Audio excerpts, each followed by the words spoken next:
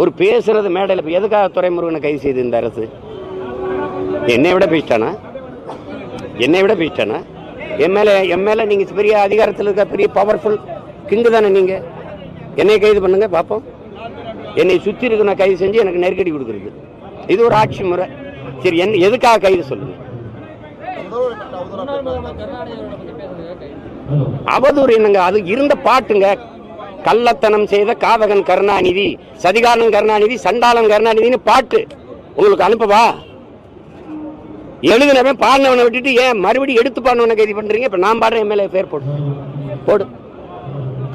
கள்ளத்தனம் செய்த காதகன் கருணாநிதி, சதிகாரன் கருணாநிதி, சண்டாளன் கருணாநிதி, போடு பாப்போம். போட்டு உள்ள வை.